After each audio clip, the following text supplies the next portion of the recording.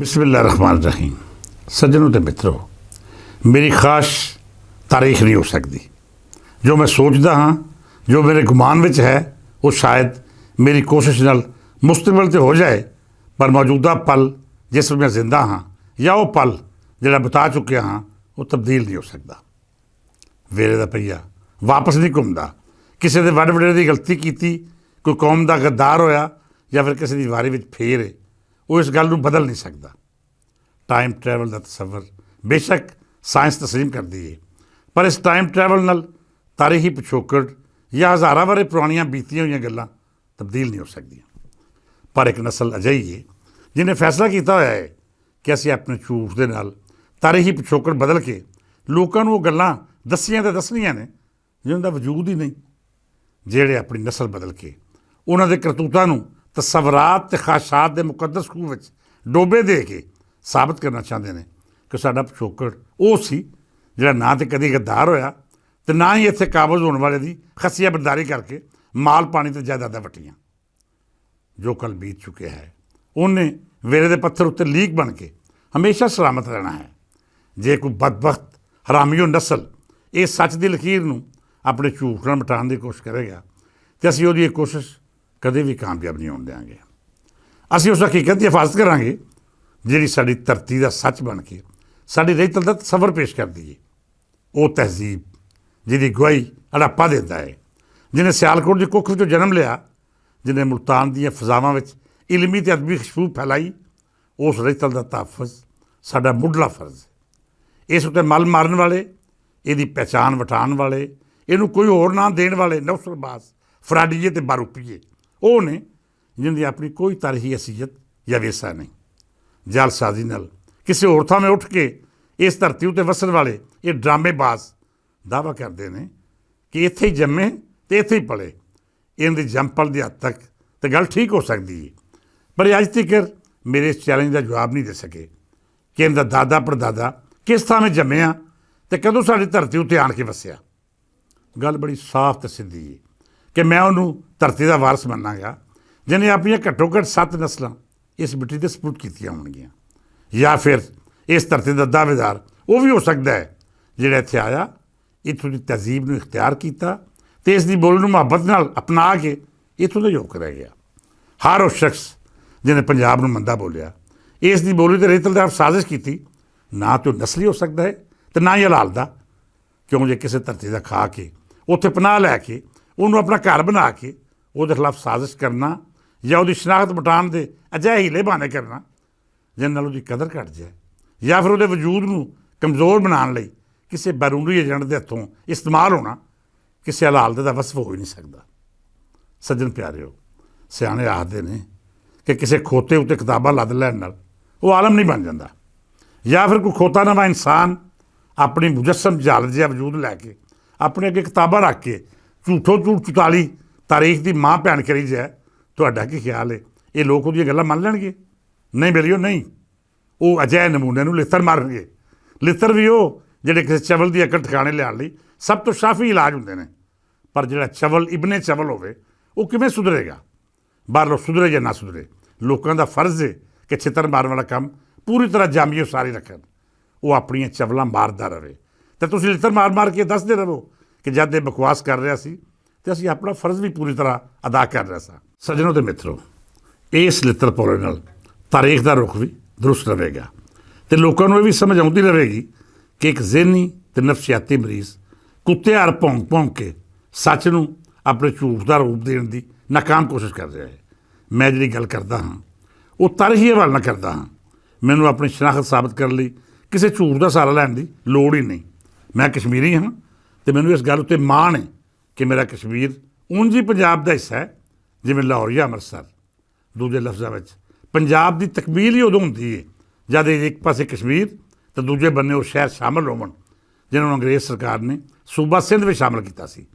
मैं उस खानदान नाल तल्लक रखदा हाँ जिन्हें औलिया की खिदमत की तो हमेशा इस्लाम का झंडा चुक के साबित किया कि असीं कुर्बानियां दे के अपना दीन बचाया है। मेरे वड्डियां इस धरती उत्ते इस्लाम की खातर अपना लहू दिता। खतमे नबूवत की तहरीक विच मेरे वालिद शामिल रहे, उन्हां मगरों मैं भी उस काफले का मुजाहिद रहा ਤੇ ਨਜ਼ਰਬੰਦੀ ਰਾਹੀਂ ਉਹ ਗਵਾਹੀ ਦਿੱਤੀ ਕਿ ਯਾ ਰਸੂਲल्लाह ਮੈਂ ਤੁਹਾਡੀ ਨਬੂਵਤ 'ਤੇ ਕਾਮਲ ਯਕੀਨ ਰੱਖਦਾ ਹਾਂ, ਤੁਹਾਨੂੰ ਆਖਰੀ ਨਬੀ ਮੰਨਦਾ ਹਾਂ, ਅਤੇ ਇਸ ਗਵਾਹੀ ਪਿੱਛੇ ਮੇਰੀ ਜ਼ਿੰਦਗੀ ਤਾਂ ਬਹੁਤ ਹੀ ਛੋਟੀ ਗੱਲ ਹੈ, ਮੇਰੀਆਂ ਨਸਲਾਂ ਵੀ ਕੁਰਬਾਨ ਹੋ ਜਾਣ ਅਤੇ ਸ਼ਾਇਦ ਮੇਰੇ ਈਮਾਨ ਦੀ ਇੱਕ ਰੱਤੀ ਬਰਾਬਰ ਅਤਾ ਦਾ ਮੁੱਲ ਨਾ ਤਾਰਿਆ ਜਾ ਸਕੇ। ਮੈਂ ਰਣਜੀਤ ਸਿੰਘ ਬਾਰੇ ਇਸ ਕਰਕੇ ਮੁਸਬਤ ਰਾਏ ਰੱਖਦਾ ਹਾਂ ਕਿ ਉਹ ਦੇਸ਼ ਪੰਜਾਬ ਦੀ ਧਰਤੀ ਨਾਲ ਜੁੜ ਰੱਖਦਾ ਸੀ। ਉਹ ਪੰਜਾਬੀ ਸੀ।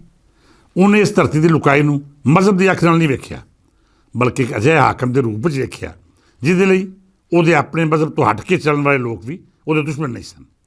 ਤਾਰੀਖ ਦੀ ਕੋਈ ਕਿਤਾਬ ਕੱਢ ਕੇ ਵੇਖ ਲਵੋ, ਰਣਜੀਤ ਸਿੰਘ ਦੇ ਦਰਬਾਰ ਵਿੱਚ ਜਾਂ ਉਹਦੀ ਫੌਜ ਵਿੱਚ ਮੁਸਲਮਾਨਾਂ ਦੀ ਵੱਡੀ ਗਿਣਤੀ ਮੌਜੂਦ ਸੀ। ਹੁਣ ਇੱਕ ਹੋਰ ਗੱਲ ਸੁਣ ਲਵੋ, ਇਹ ਅਕਲੀ ਦਲੀਲ ਹੈ ਜਿਹਨੂੰ ਕੋਈ ਦਗੜ ਦੱਲਾ ਅਪਣਾ ਕੇ ਰੱਦ ਨਹੀਂ ਕਰ ਸਕਦਾ। ਜਦੋਂ ਰਣਜੀਤ ਸਿੰਘ ਪੰਜਾਬ ਦਾ ਹਾਕਮ ਹੋਇਆ ਅਤੇ ਇਸ ਧਰਤੀ ਉੱਤੇ ਮੁਸਲਮਾਨਾਂ ਦੀ ਗਿਣਤੀ ਦੀ ਕੁੱਲ ਆਬਾਦੀ ਦਾ 61% ਸੀ। ਯਾਦ ਰੱਖਣਾ, ਇਹ ਉਹ ਧਰਤੀ ਹੈ ਜਿਹਨੇ ਰਣਜੀਤ ਸਿੰਘ ਤੋਂ ਪਹਿਲਾਂ ਦੁੱਲੇ ਨੂੰ ਜਨਮ ਦਿੱਤਾ ਸੀ। ਜਸਰ ਖੋਖਰ ਅਤੇ ਪੁਰਸ਼ ਜਾਂ ਧਰਤੀ ਦੇ ਪੁੱਤ ਆਪਣੀ ਬਹਾਦਰੀ ਨਾਲ ਸਾਬਤ ਕਰ ਚੁੱਕੇ ਸਨ ਕਿ ਪੰਜ ਦਰਿਆਵਾਂ ਦੀ ਧਰਤੀ ਉਹਨਾਂ ਸ਼ੇਰਾਂ ਦੀ ਧਰਤੀ ਹੈ ਜਿਹੜੇ ਮੌਤ ਨੂੰ ਮਹਿਬੂਬ ਮੰਨ ਕੇ ਹਰ ਮੈਦਾਨ ਉੱਤੇ ਸ਼ੇਰ ਵਾਂਗੂ ਸਾਬਤ ਕਰਦੇ ਨੇ ਕਿ ਉਹਨਾਂ ਦੀ ਅਣਖ ਅਤੇ ਪੱਗ ਦਾ ਸ਼ਿਮਲਾ ਕਦੇ ਨਹੀਂ ਬਣ ਹੋ ਸਕਦਾ। ਓਏ ਬਿਜੂਆ, ਤੇਰੇ ਜਿਹੇ ਜਾਲਸਾਜ਼ ਝੂਠੇ ਅਤੇ ਬੇਗੈਰਤ ਜੇ ਮੇਰੀ ਧਰਤੀ ਦੇ ਖਿਲਾਫ ਬੋਲਣਗੇ ਅਤੇ ਮੈਂ ਉਹਨਾਂ ਦਾ ਮੂੰਹ ਨਾ ਤੋੜਾਂਗਾ ਅਤੇ ਹੋਰ ਕੀ ਕਰਾਂਗਾ।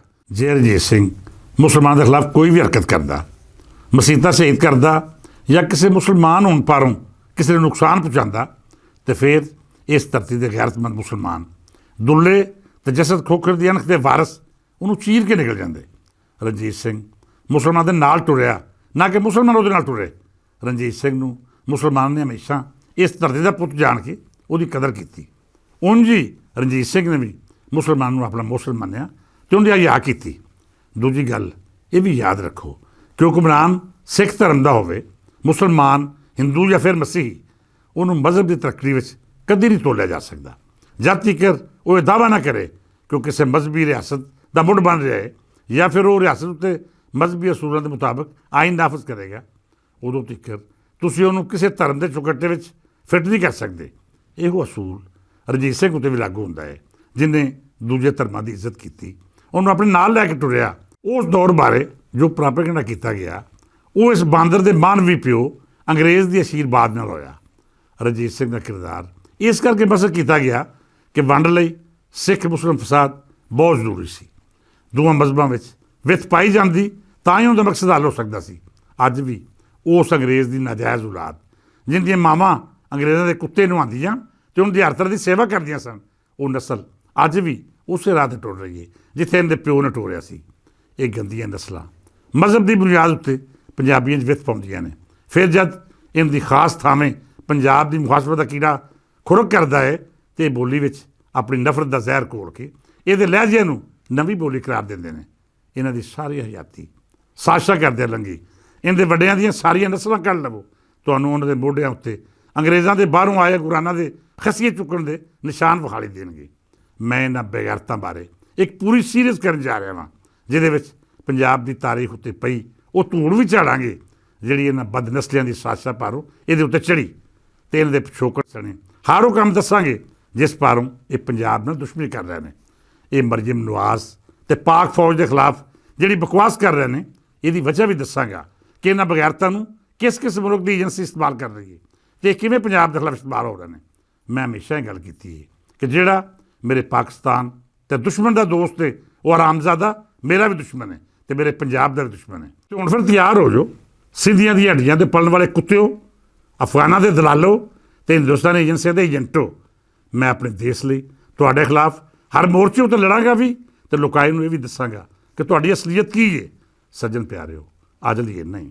ਗੱਲਬਾਤ ਦੇ ਸਿਲਸਿਲੇ ਵਿੱਚ ਸ਼ਾਮਲ ਰਹਿਣਾ, ਆਪਣਾ ਫੀਡਬੈਕ ਜ਼ਰੂਰ ਦੇਣਾ ਤਾਂ ਜੇ ਅਸੀਂ ਦੇਸ਼ ਪੰਜਾਬ ਦਾ ਮੁਕੱਦਮਾ ਪੂਰੇ ਭਾਰ ਨਾਲ ਲੜ ਸਕੀਏ। ਇਸ ਦੁਆ ਨਾਲ ਇਜਾਜ਼ਤ ਦਿਓ ਕਿ ਮੇਰਾ ਵਸਦਾ ਰਹੇ ਦੇਸ਼ ਪੰਜਾਬ, ਯੁੱਗ ਯੁੱਗ ਜੀਵਨ ਇਹਦੇ ਰਹਿਣ ਵਾਲੇ। ਫਿਰ ਮਿਲਾਂਗੇ, ਰੱਬ ਰਾਖਾ।